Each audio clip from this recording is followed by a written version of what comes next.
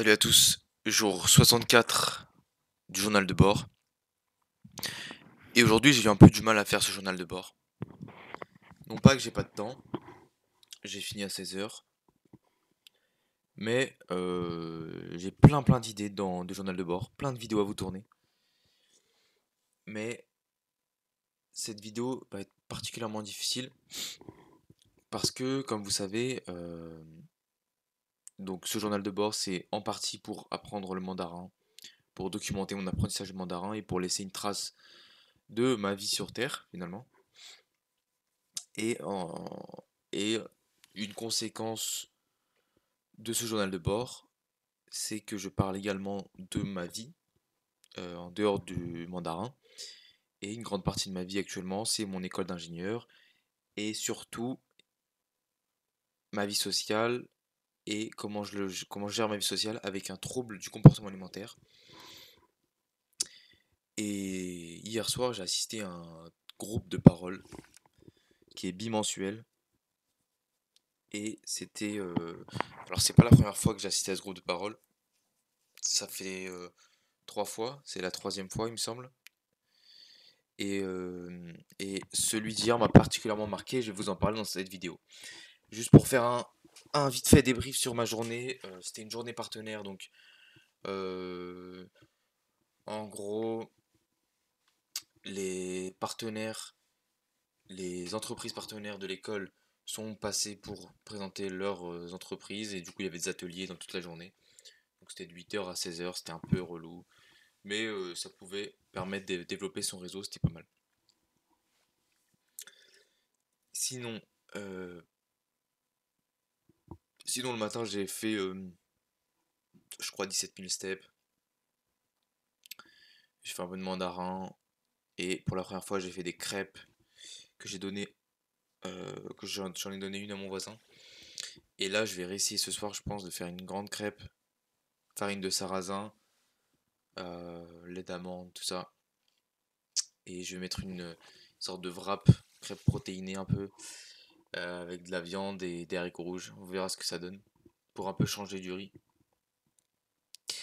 Sinon, donc pour parler du sujet principal de la vidéo, c'est compliqué je vais pas dévoiler de nom, ni aucune information confidentielle, mais on a commencé à parler donc d'un sujet qui est plutôt autre, donc de la parole dans le groupe, et que l'année dernière elle était plus libérée. Donc moi j'y étais pas l'année dernière, mais une personne est partie du groupe euh, en faisant sous-entendre qu'elle n'était pas à sa place. Bon, c'est personnel, hein, mais et la plupart des gens dans le groupe actuellement sont très bien dans le groupe, en tout cas le disent, et ils trouvent que la parole est particulièrement fluide et que chacun prend la parole. Alors certains prennent la parole plus que d'autres, mais c'est plus, on va dire, individuel. Et surtout, moi ce que j'aime bien, c'est les témoignages individuels, c'est les témoignages personnels. En dehors de ce que tu me racontes, si en 2050, 50% de la population sera obèse ou je sais pas quoi, en dehors des chiffres, j'aime bien la profondeur des témoignages et surtout la manière dont tu racontes ton témoignage. Ça en dit long et ça en dit beaucoup sur ce que tu as vécu, ce que tu vis et si tu es prêt à guérir. Donc on a parlé de ça au début. Ensuite on a continué à parler des bénéfices des troubles du comportement alimentaire. Euh, ce qu'on serait sans la souffrance du trouble. Et est-ce que vraiment... J'ai fait part de... Par exemple, il faudrait pas la remercier, cette maladie. Peut-être qu'elle nous sauve la vie. Peut-être que si elle n'était pas là, on serait déjà mort. Euh, et puis, au fur et à mesure que chacun donnait son avis sur ses bénéfices, du tableau risque-bénéfice de sortir de la maladie, par exemple, et surtout de cette confiance en soi. Alors, il y avait plein de sujets qui sont abordés, de l'emprise de la maladie. Par exemple, l'emprise qui nous fait prendre, qui manipule nos pensées et qui nous fait croire que la maladie est bonne pour notre santé. Notamment moi, elle me fait toujours croire que c'est toujours bon. Alors je peux la remercier, je l'aime ma maladie pour l'instant, parce qu'elle elle me réconforte. Et surtout à une période où j'étais anorexique, vomitif, je me faisais vomir. Là maintenant, elle me sauve dans l'esprit de, grâce à la maladie, donc l'anorexie mentale, je compte mes calories. Puisque je compte mes calories, je n'ai pas envie de vomir, puisque si je vomis, je n'ai plus aucun regard sur ce qui entre, ce qui sort de mon corps. Et donc finalement, c'est plus sain, on va dire, de compter les calories que de se faire vomir. J'aime pas trop trier ça comme ça, mais c'est la réalité. Et ce qu'il faut savoir, c'est que donc tout le monde a parlé des bénéfices, puis après j'ai parlé du fait que je trouve ça un peu malsain que dans un groupe de parole on parle des bénéfices, quand notre but à tous c'est de guérir. Mais c'est comme ça. Et, et ouais, on a parlé donc aussi de la confiance en soi, que bah, certaines personnes, donc dans ce groupe, donc il y a des anorexiques, il y a des boulimiques, il y a des hyperphagiques. Et une personne a confié que bon bah plus elle était grosse et plus moins elle avait de confiance en elle, c'est sûr, et que ça se ressentait. Alors elle hésitait entre le fait que ce soit elle qui se mettait une sorte de condition dans laquelle elle était pas confiante et donc les autres en profitaient, ou alors c'est vraiment que les autres en profitaient parce qu'elle était rose, qu'elle savait pas.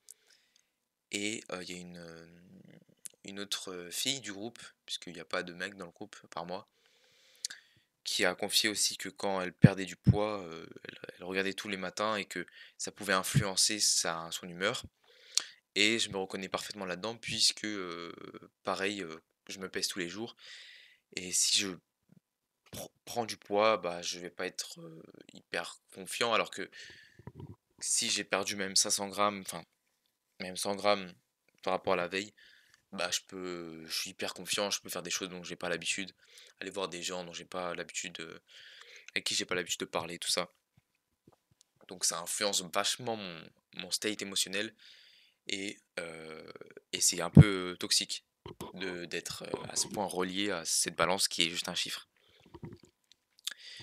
Puis on a parlé voilà, on a failli parler de sujets, enfin on n'a pas eu le temps, mais de parler de tout ce qui est la vie, la mort.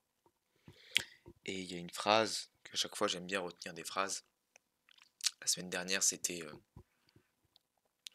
tu choisiras de guérir le jour où tu te rendras compte à quel point l'anorexie te rend malheureux. Et là, cette fois-ci, c'était une femme donc hyperphagique qui apprécie d'être hyperphagique, qui aimerait juste perdre des kilos en trop. Mais elle trouve beaucoup de bénéfices à être hyperphagique. Elle se trouve beaucoup d'excuses, du coup, enfin, ça lui crée beaucoup d'excuses. Et notamment, euh, elle a dit quelque chose qui m'a beaucoup marqué et ça prouve la confiance qu'elle a dans le groupe. Elle a dit, moi j'ai des enfants et je me vois pas me suicider. Enfin, je vois pas un monde où ce serait ok que je me suicide. Donc je préfère rester dans le trouble alimentaire et mourir à petit feu que de me suicider. Et comme ça, c'est une excuse, bah j'ai juste été trop obèse. Et je lui ai dit directement, j'ai pris la parole directement, je lui ai dit, mais est-ce que ce serait pas encore pire qu'un suicide? Est-ce que enfin, ce serait pas équivalent à un suicide? Puisque dans ton esprit, c'est équivalent.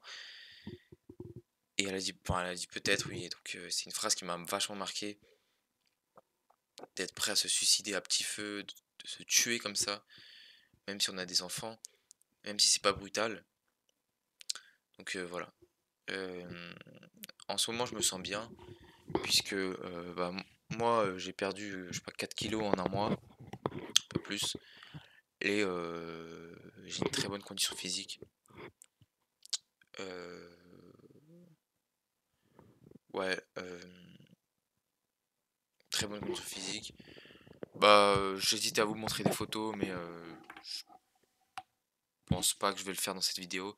Mais j'ai un bon dos, j'ai un très bon dos, enfin, je le trouve très large. Peut-être qu'à un moment je mettrai une photo, je sais pas. Et et tout ce qui est, pec, abdos, je les vois, enfin c'est je suis vraiment content de mon état en ce moment, mais je suis vraiment encore dans l'anorexie et dans le méricisme. C'est tout. Ah oui, juste pour finir sur le groupe de parole, les 3 dernières fois, il y a une fille dans le groupe qui est anorexique, vomitive cette fois-ci et qui avait pas du tout parlé. Et au début de la séance, cette fois-ci, elle a dit: «Oui, je me sentais un peu affectée par le départ, parce que je fais partie des gens qui ne parlent pas beaucoup, donc peut-être que ça joue dans le la fluidité du groupe». Mais hem, mais dans la même séance, elle a dit que enfin, elle s'est un peu plus ouverte et justement, elle a fait part de son sport, donc de son elle fait du culturisme et vraiment, en fait, ça se voit qu'elle est creusée et donc j'ai l'impression qu'elle est dans un esprit de compétition à l'année.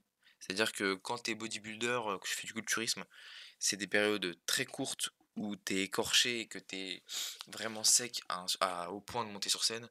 J'ai l'impression qu'elle, bah, puisqu'elle se fait vomir, elle est vraiment très, très, très, très maigre et elle pourrait monter sur scène n'importe quel jour, quitte à ne jamais faire de muscles et c'est un peu effrayant, mais mais ouais et j'aurais bien aimé en savoir plus un peu sur, son quotidien, tout ça, mais c'était, pas non plus, très important et c'était pas le sujet du groupe. Voilà, sur le groupe de parole d'hier, là je vais aller, au bar de l'école, petite cohésion de liste, on va manger des crêpes, ça va être cool et voilà, je vais rentrer, puis ça va être cool. Je vous dis à demain, portez-vous bien, des bisous, ciao.